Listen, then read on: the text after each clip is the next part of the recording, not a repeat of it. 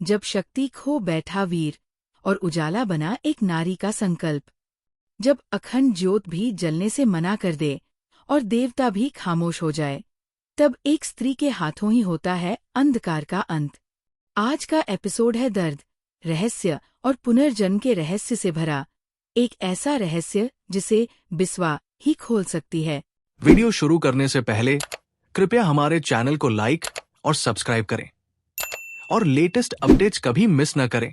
इसके लिए bell icon दबाना न भूलें। अब चलिए वीडियो शुरू करते हैं।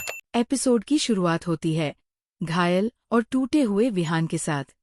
विहान पर हमला जारी है और जो भी उसे बचाने की कोशिश करता है खुद घायल हो जाता है। वो उठता है, लड़खड़ाता है और उस काली परछाई से पूछता है कि वो कौन है। परछाई जवाब देती है, पहचान मुझे। विहान गुस्से में अपना कड़ा खोलकर शक्ति बुलाने की कोशिश करता है, लेकिन कुछ नहीं होता। उसकी सारी शक्तियाँ खत्म हो चुकी हैं। रश्मि स्तब्ध रह जाती है। परछाई फिर से उस पर हमला करती है। उधर हर्ष और अर्जुन वीणा का सहारा बनते हैं।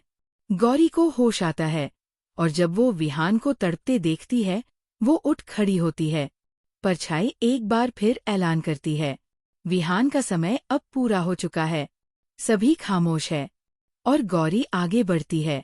वीणा अखंड ज्योत जलाने की कोशिश करती है ताकि विहान की रक्षा हो सके, लेकिन परछाई की ताकत के आगे दिया जल नहीं पाता।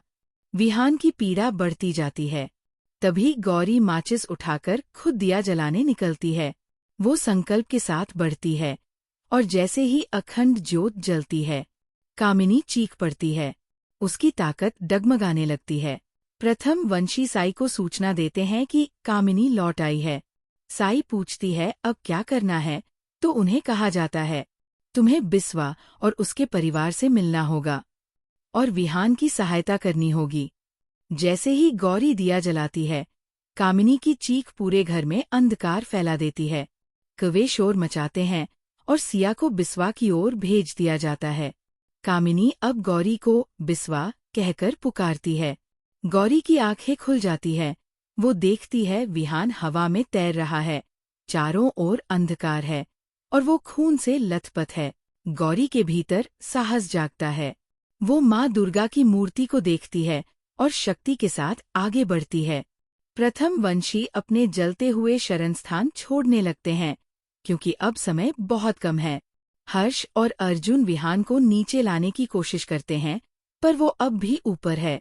गौरी अखंड ज्योत थाली लेकर आगे बढ़ती है। वीणा देखती है और महसूस करती है, अब सिर्फ बिस्वा ही उसे बचा सकती है। गौरी आरती करती है और एक दिव्य प्रकाश फैलता है। विहान धीरे धीरे नीचे आता है और उसके भाई उसे थाम लेते हैं। हर्ष उसके शरीर में लगे तीर को निकालने की कोशिश करता है। रश्मि वीणा से कहती है कि गौरी, हर्ष और अर्जुन सब विहान को बचाने की कोशिश कर रहे हैं, लेकिन सवाल ये है कि ये काली परछाई है कौन? महेश कहता है, शायद ये कामिनी ही है। पर वीणा फिर दोहराती है, कामिनी मर चुकी है।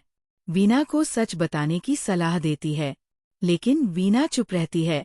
बात चेतावनी देती है, जल्द ही विहान खुद सच जानना चाहेगा और तब जवाब देना मुश्किल होगा। गौरी को पता चलता है, विहान के शरीर पर अब कोई घाव ही नहीं है। क्या ये देवी की कृपा है या बिस्वा की वापसी की शुरुआत? क्या विहान की शक्तियाँ फिर से जागेंगी?